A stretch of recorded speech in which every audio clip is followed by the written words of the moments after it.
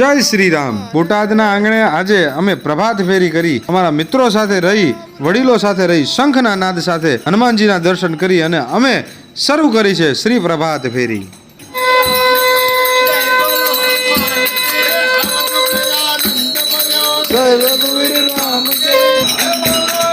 Shri Ram Jay Ram Jay